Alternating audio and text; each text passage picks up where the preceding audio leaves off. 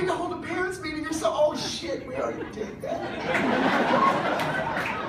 Yeah. So the next day I was put on Paxil. We're going to the doctor. I've been on Paxil ever since, you know? Ever since I was 16 years old, I've been on Paxil. You know, and I'm pretty young now. So it's been a while that I've been on this shit. And, you know, when you're 16 years old, that's when you're finding out who you are, right? That's when you're figuring out what makes you tick, what makes you feel. You're shaping your personality. So personally, I've been on Paxil so long, I still don't know who the fuck I am. I just gotta keep taking them, you know? But sometimes, let's be honest with you, sometimes I'm like, you know what? I feel good. I feel good. You know, I don't need that shit no more. I'm gonna put you over there, Mr. Paxil, because I want to wake up like you and just be like, pow, Dave, here I come. You know? So I stopped taking it. And then like a month later, I'm like, like venom coming out. Start having conversations with myself and shit. Good conversations, but still with myself. But you know, I started thinking about it. My mom asked me that night, what are you so sad about? You know, I started thinking about my childhood. Did something go wrong? Did something go wrong with me? And I'm like, no. I played with toys like every other boy, except I like G.I. Joe. Anybody in here like G.I. Joe? That's right. I like G.I. Joe, except when I play with toys, it's a little different, okay? I love G.I. Joe. I had Leatherface, right? You remember Leatherface? And then I had Duke, the leader, right? And then I had Lady J, the sweet lady. And then I dug this hole. And then I put Lady J in that hole. I put Lady J in that hole, and then Duke, I put him on his knees, just crying. And Leatherface, I put his hand on Duke's back, rubbing it, consoling him, telling him it's gonna be okay. Lady J's in a better place now. But check this out, this is what made it good, yo. I had this boombox, and I had Krista Berg's Lady in Red playing the whole time. And I was sitting there going, this is so good, so sad. But why do I love it so much? My mom walked in, she's like, what did you do? I'm like, shut the fuck up. This is important. That's how I play with toys, you know? Never wanted to share. But then I started thinking about it at age 16, what was so sad that made me write that song? And I have no clue. I really don't know. Wait. Yeah, I do. I know. Yeah, I know what made me so sad. It was you girls. Can I get an amen, brothers? Yeah. She's looking at me like, what are you talking about? That's what's fucked up. You don't even know what you do. You are powerful. Especially in high school. Well, let me just tell you, I know y'all came to hear songs, and I'll get to that. But let me tell you how much I loved this girl in high school. I loved her. Her name was Amanda. And I loved her. No, I loved her. I loved her. Loved her. This is how much I loved her. You want to hear how much I loved her? Oh my God. 16 years old.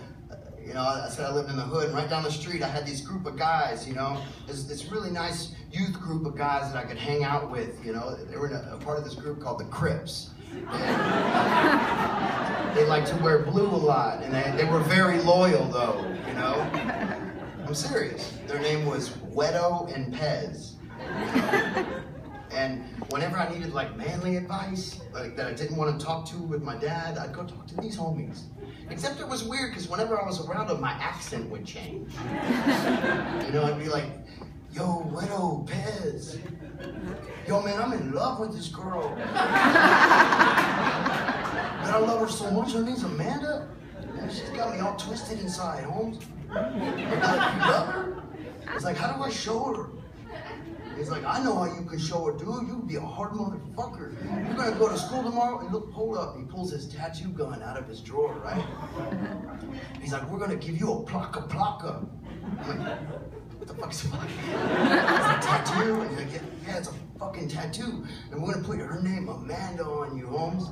And you're gonna, oh, check this out, though. You're gonna go to high school the next fucking day and be the only motherfucker with a tattoo and it says Amanda. You're gonna be bad. And I'm like, you're fucking right, Pez. Let's fucking do this shit. So he's like, where you want that shit? You want that shit on your chest? Real hardcore, maybe your neck, your arm? I'm like, yeah, let's go hard, dude. Let's put that shit right there on my ankle. So he's like, all right, give me that foot, white boy. And I'm like, wait. All of a sudden, I'm white boy, you know. So I give him my foot, and next thing you know, he's just drilling. And I'm like, oh my God! Oh shit, stop! 30 minutes later, I tell him, this has got to end now. I'm like, you done? He's like, no, man. And I look down, and I said, we're done. I don't care. We're through with this tattoo. And so now I just have like this A right there. No, I'm serious. I just got like an A, but it's dark as fuck. I swear. I got this A, and I would totally show you guys, but I'm attempting to wear skinny jeans tonight, so I can't pull it out. But real quick, I didn't go to high school the next day and show her, because she would have been like, well, what are you, little bitch? You didn't finish my name. You know? So I opted out on that one. But I remember I dated this girl for some time, and my first roommate after high school, I was still dating her, his name was Jeff Crowder, and he said, man, you are so whipped.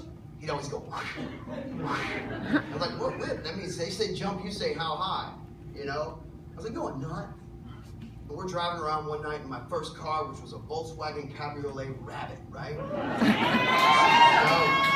It was so cool. It was all souped up, and in the hood that meant it had no shocks, and you could jump up and down. Check this out. It had one of those pop-out CD players. You remember that shit? You go, oh, I don't want anybody to steal this shit. I better put it in my pocket. You know, it was good. But we didn't have any speakers in the side, so I got these like portable boxes. And who was ever riding in the passenger seat got to hold that shit on their lap. So we're driving around one night on 610 Loop, smoking clove cigarettes, and our hair just flowing in the wind, doing manly things, you know? Just being men together. Being boys, hardcore, listening to hardcore shit like the Cranberries Linger.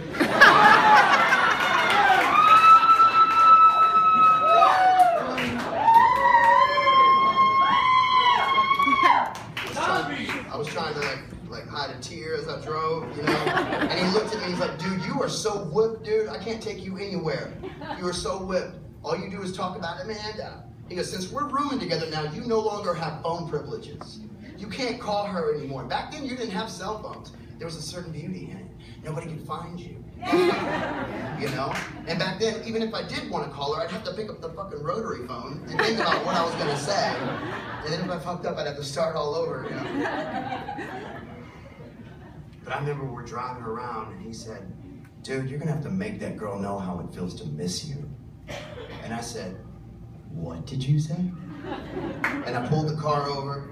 I said, dude, we gotta go home right now. I gotta write that down.